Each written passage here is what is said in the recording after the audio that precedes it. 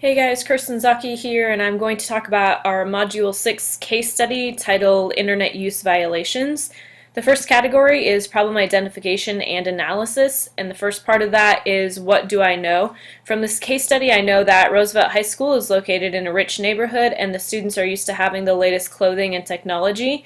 I know that Dr. Stephen Forbes has been at Roosevelt High School for 9 years and is respected by parents and is focused on maintaining his reputation as well as the reputation of the school for being the most prestigious school in the state. Dr. Forbes hired Miss Cindy Walker the year prior to the incident. She holds an advanced degree and is teaching advanced classes with the goal to establish a structured classroom that is focused on academics.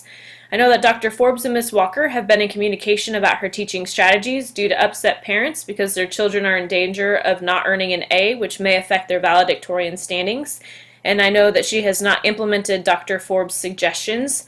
I know that Miss Walker received an anonymous email with a link to a website with a message that ended with "Who wants Miss Walker to disappear?" and Miss Walker took this message as a personal threat to her life. When questioned about possible suspects, Miss Walker made allegations against the student, Randy Franks. What do I need to know? Based on the emailed message, I need to know who sent this message to Miss Walker and what was their intent. I also need to know what the school board policy states on effective use of technology for students, parents, and staff, and how this incident violated that policy, as well as any other school board policies regarding individuals' threat to harm another individual. I need to know what state and federal laws are being broken by threatening a life, and who I can contact regarding this incident. I also need to know if the technology director is able to track down the source of the email and or the source of the message that was sent to Miss Walker. The problem identified in this case study is Miss Walker feeling a threat to her well-being and her safety. This problem may have stemmed from an upset parent or student in her class because they have not earned the grade they feel they deserve, but the main issue within the case study is that Miss Walker feels threatened. The second category is a proposed plan of action with appropriate strategies for implementation. ISLLC Standard 3 states to ensure that problems are confronted and resolved in a timely manner. This action plan would be implemented the next morning and would continue until it's finished. Standard 1 states that the administrator has an understanding of the principles of developing and implementing strategic plans. The plan of action I have will take several layers, and it has strategies that are integrated within them. The first strategy, or the first action, is to meet with Miss Walker to fully discuss the incident and the feelings that it caused her. At this time, I would collect hard copies of correspondences between the suspects and Miss Walker, and I would make sure that documentation has been started and will continue throughout this process. Communication with Miss Walker will also continue throughout the entire plan of action. The second step in my action plan is to contact the technology director, and this would be to get any physical evidence of the suspect and their digital footprint that they left. The third step that I would have would be to contact the superintendent. They need to be contacted because a staff member feels a threat to their life, and it'll also be my contact for the Board of Education for this case. The fourth step is to question the suspects. The first suspect that Miss Walker thought of was Randy Franks, so he will be questioned as well as his acquaintances. However, if other leads arise throughout the investigation, they will be questioned in the same manner. The fifth action would be to contact law enforcement. Because this teacher took this message as a threat to her life, I would contact law enforcement. At some schools, this might be a student resource officer or an SRO that's assigned to the building. At other schools, it might be contacting the local police department. And the purpose of this contact would be to find out the legal aspects of this incident and to start with the cooperation process with them. The sixth step would be to complete a full investigation in cooperation with the law enforcement. The seventh step would be to issue disciplinary actions based on the findings of the investigation and based on the guilty party. These should include not only legal actions, but also school-issued actions where appropriate. The eighth step would be to discuss the issue. I would talk with Ms. Walker about the findings of the investigation, as well as inform the superintendent and the Board of Education. And it is also important that students, parents, and staff understand that actions like this will not be tolerated and that appropriate consequences will result from that. My last action plan would be to focus on Ms. Walker's teachings. From reading the case study, We cannot determine if this act was due to her classroom situation or if it's completely unrelated, but either way, it has been documented that Ms. Walker has been given suggestions to help her in the classroom. The only information that we have is that the suggestions have not been successfully implemented. It is important at this point to identify if she's trying the suggestions or ignoring them completely. To continue the focus on her teaching, I think it would be beneficial to find a peer mentor for Ms. Walker to help her teaching strategies and also have a counselor available to her following this incident, as having a threat to your life could be extremely tragic for her. The third category is to resolve the issues based on promoting the success of all students and what is best for the students. Because the problem in this case study is that Ms. Walker feels threatened, the solution is to solve the investigation of who sent that threat. The issue does not involve all of the students at Roosevelt High School and may not involve any students. To look at what is best for the students, it is important to unbiasedly investigate the incident and give consequences as appropriate and necessary.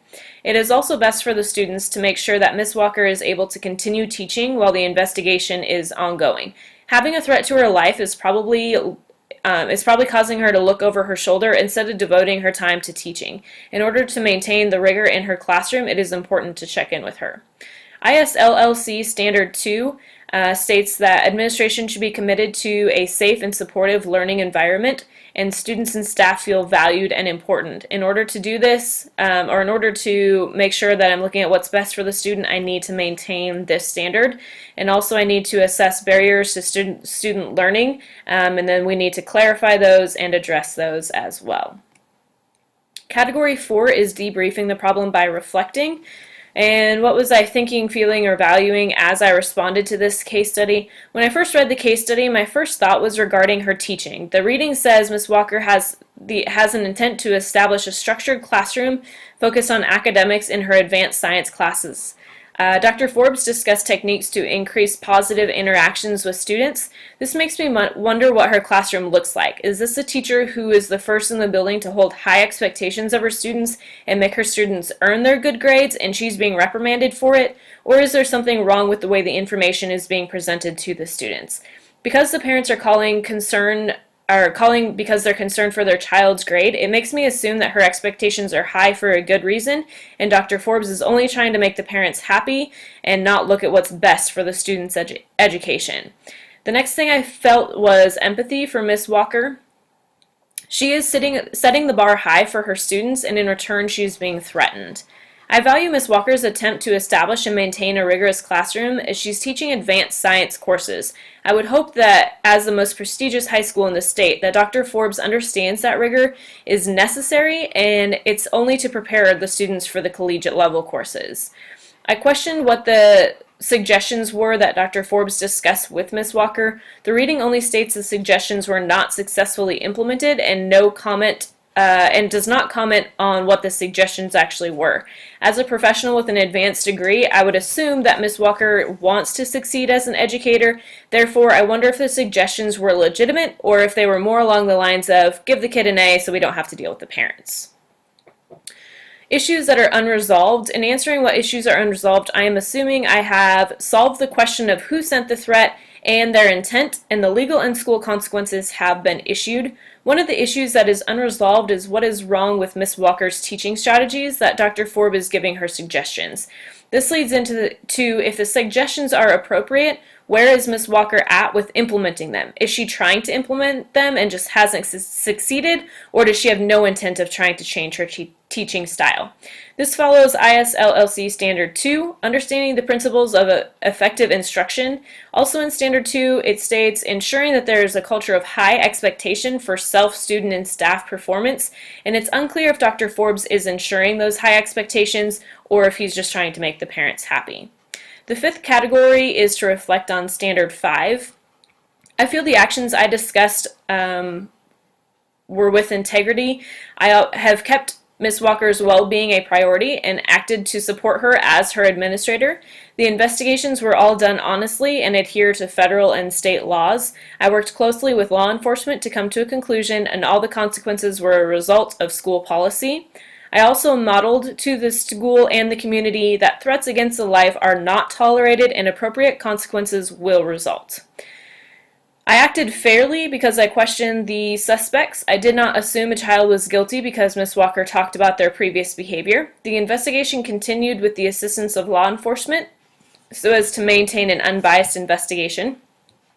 Also, it is fair to Ms. Walker to find out who sent the threat and the intention behind it.